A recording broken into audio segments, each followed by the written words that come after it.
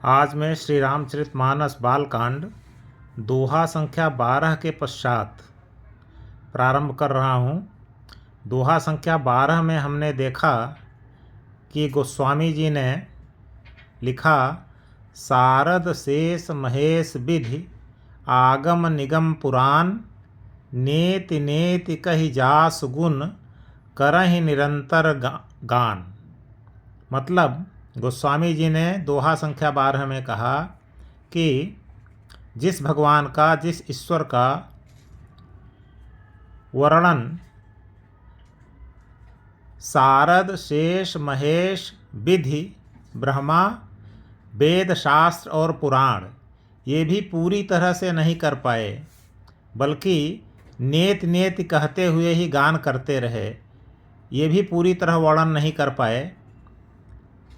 तो जब ये सब भगवान की महिमा का पूर्ण रूप से वर्णन नहीं कर पाए, तो मेरी प्रतिभा तो बहुत छोटी है, मैं कैसे भगवान के पूर्ण ऐश्वर्य का, पूर्ण महिमा का वर्णन कर सकता हूँ।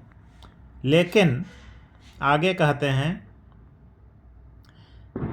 सब जानत प्रभु प्रभुता सोई, तदपि कहे बिनु रहा न कोई। कहते हैं गोस्वामी जी, सभी जानते हैं, सब जानत प्रभु प्रभुता सोई, भगवान की सोई प्रभुता, भगवान की वैसी प्रभुता, वैसा ऐश्वर्य, वैसा गुण। कैसा गुण? जो अनंत है, जो अनंत ऐश्वर्य वाले हैं, अनंत चरित्र वाले हैं, जिनके चरित्र की कोई सीमा नहीं है। तो उस प्रभुता को सभी जानते हैं। सब जानत प्रभु प्रभुता सोई, प्रभु की उस प्रभुता को सभी जानते हैं। तदपि कहे बिनु रहा न कोई, लेकिन फिर भी बिना कहे कोई नहीं रहा। जो विद्वान राम कथा को लिए अपनी बुद्धि के अनुसार कुछ न कुछ अवश्य लिखे हैं। तहाँ वेद अस कारण राखा, वहाँ पर वेद ने ऐसा कारण बताया है। भजन प्रभाव भांति बहु भाखा, तो वेद ने बताया है कि कोई जैसे भी भगवान के चरित्र का वर्णन करे, वह वर्णन एक प्रकार से भजन के समान हो जाता है। और भजन प्रभाव भांति बहु भाखा, वेद ने भजन के प्रभाव को अनेक प्रकार से परिभाषित किया है। मतलब कोई भी विद्वान पूर्ण रूप से भगवान के ऐश्वर्य का, भगवान के चरित्र का वर्णन तो नहीं कर सकता है, लेकिन जिस भी अपनी बुद्धि के अनुसार करेगा वह भजन बन जाएगा, और उस भजन का प्रभाव तो होकर के ही रहेगा। इसके पश्चात गोस्वामी जी लिखते हैं,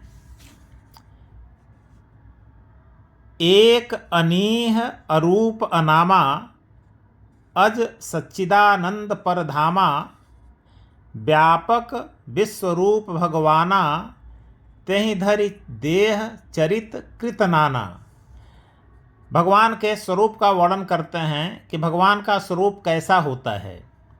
भगवान एक हैं, अनीह इच्छा रहित हैं, उनकी कोई इच्छा नहीं है, इच्छा नहीं होती है।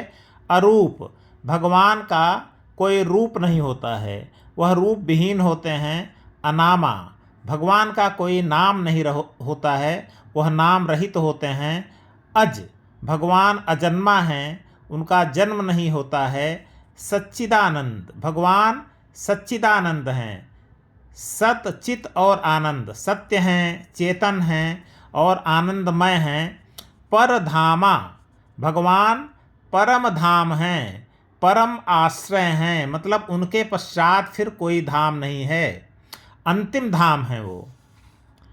तो किसी की जो गति होती है, किसी की गति के अंतिम धाम हैं, इसीलिए मोक्ष कहा जाता है कि भगवान को जो प्राप्त कर लिया फिर मोक्ष को प्राप्त कर लिया, क्योंकि वही परम धाम हैं, वही मोक्ष हैं। व्यापक, वह व्यापक हैं।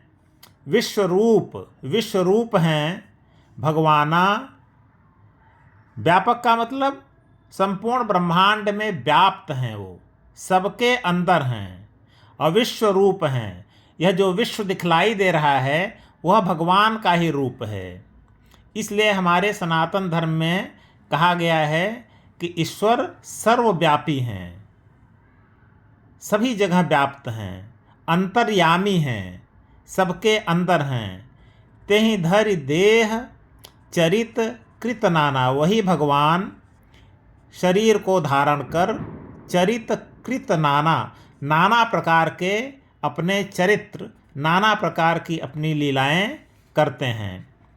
सो केवल भगतन हित लागी, और वह लीला भगवान केवल किसके लिए करते हैं? अपने भक्त के लिए करते हैं। यानी उनके भक्त को ही उनकी लीला समझ में आती है।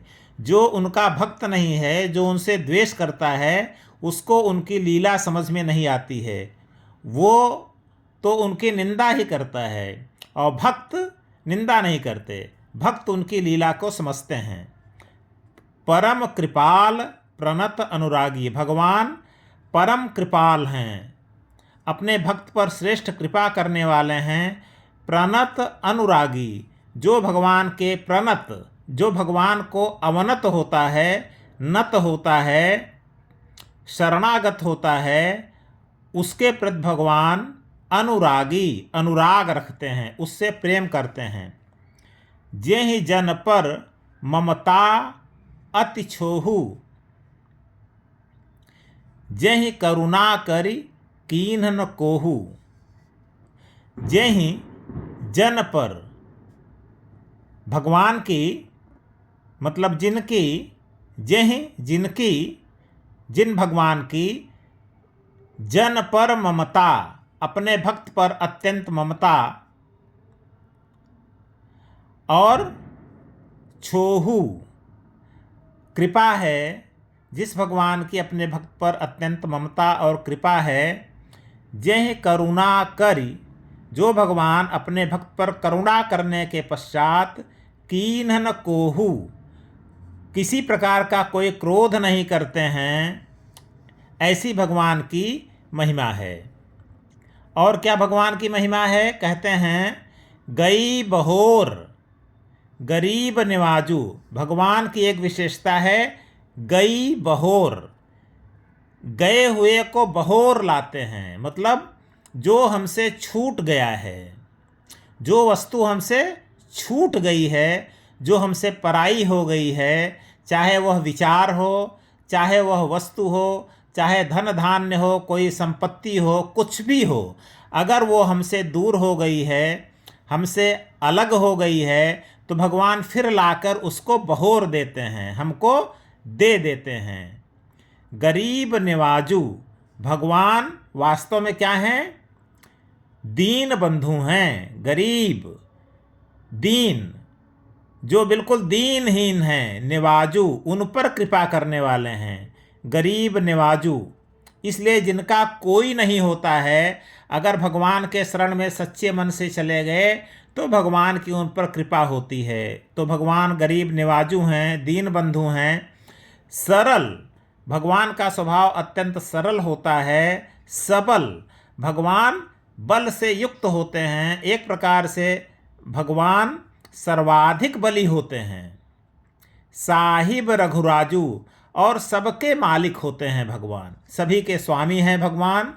बुध बरनहि, बुध बरनहि हरि जस अस जानी, बुध बरनहि हरि जस अस जानी, जो बुद्धिमान लोग हैं, ज्ञानी लोग हैं, वे ऐसा जानकर, कैसा? जैसा ऊपर उनकी विशेषता बताया है गोस्वामी जी ने। तो गोस्वामी जी कहते हैं ज्ञानी लोग ऐसा जानकर हरि जस, भगवान के यश का वर्णन करते हैं।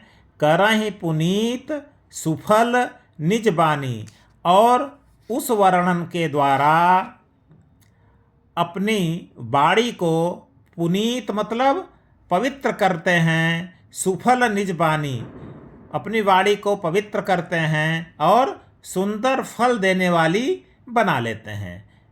मतलब भगवान एक प्रकार से जो भगवान के चरित्र का जो भक्त वर्णन करते हैं, भगवान स्वतः आकर के उसकी वाणी को पवित्र बना देते हैं और उसकी वाणी में सुंदर फल का मतलब धर्म, अर्थ, काम, मोक्ष, अपने प्रति प्रेम, सब कुछ उसकी वाणी में निहित कर देते हैं। इसीलिए भगवान के जो भक्त होते हैं, भगवान की कथा करने वाले जो होते हैं, उनकी वाणी जो लोग सुनते हैं उनको भी उसका लाभ प्राप्त होता है, धर्म, अर्थ, काम और मोक्ष प्राप्त होता है।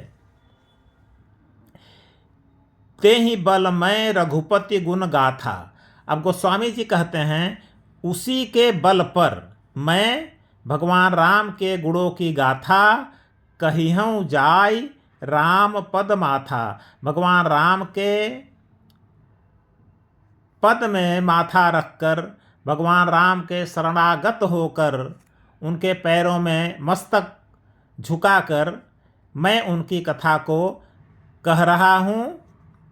अब आगे कहते हैं मुने न प्रथम हरि कीरति गाई। कहते हैं हमसे पहले अनेक मुनियों ने, अनेक ज्ञानियों ने भगवान की कीर्ति को गाया है। कौन?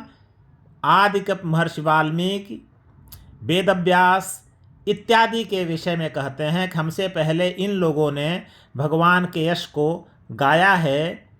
तो वे लोग तो हमसे अधिक ज्ञानी थे। तुलसीदास जी में एक परम श्रेष्ठ विशेषता ये रही है कि उनके अंदर अहंकार नाम की कोई चीज़ नहीं है। वे अत्यंत विनम्र हैं और यह विशेषता उनकी चौपाइयों में, उनके दोहों में स्वतः प्रकट हो जाती है। अब यहाँ पर वो कहते हैं कि मुनि न प्रथम हरि कीरति गाई। मुनियों ने हमसे पहले भगवान के यश को गाया है, जैसे महर्षि वाल्मीकि, महर्षि वेदव्यास। ते ही मग चलत सुगम मोहि भाई। उन्हीं के रास्ते पर चलना हमें सुगम मालूम होता है। मतलब मैं भी उन्हीं के रास्ते पर, उन्हीं मुनियों के दिखाए हुए पथ पर चलना चाहता हूँ। अब एक दोहा में कहते हैं कि आखिर क्यों मैं उन मुनियों के दिखाए हुए रास्ते पर चलना चाहता हूँ। अपना स्वतंत्र पथ, अपना स्वतंत्र रास्ता क्यों नहीं तुलसीदास जी लेना चाहते हैं, मुनियों के सहारे क्यों चलना चाहते हैं, यानी आदि रामायण और महाभारत के सहारे क्यों चलना चाहते हैं। तो कहते हैं अति अपार जे सरित बर जो नृप सेतु कराहि चढ़ी पिपीलिकौ परम लघु बिनु श्रम पारहि जाहि। अति अपार, अत्यंत अपार, जे सरित बर, जो श्रेष्ठ नदी है। जैसे कोई श्रेष्ठ नदी है जो अत्यंत अपार है, उसके पार जाना बहुत ही मुश्किल है, लेकिन अगर उस पर लेकिन उस पर यदि कोई राजा सेतु कराए, कोई पुल बनवा दे, यानी ऐसी नदी जो बहुत विस्तृत है, अपार है, जिसके पार नहीं जाया जा सकता, लेकिन अगर कोई राजा उस पर पुल बनवा दे तो चढ़ी पिपीलिकौ परम लघु। पिपीलिकौ का मतलब चींटी, परम लघु बहुत छोटी, अत्यंत छोटी चींटी भी उस पुल पर चढ़कर बिनु श्रम, बिना किसी परिश्रम के पार ही जाए, उस नदी के पार चली जाती है। तो जिस प्रकार से कोई चींटी पुल के सहारे नदी को पार कर जाती है, उसी प्रकार गोस्वामी जी कहते हैं, उसी प्रकार उन श्रेष्ठ मुनियों, महर्षि वाल्मीकि, महर्षि वेदव्यास, उन मुनियों के द्वारा लिखे गए ग्रंथों, उनकी वाणी, उनके श्लोकों, उनके रहस्यों, उनके विचारों, उनके दर्शनों रूपी पुल के सहारे मैं भी इस राम कथा को लिख सकूंगा। अब इस चलचित्र में इस दोहा संख्या 13 पर आकर हम विराम लेते हैं।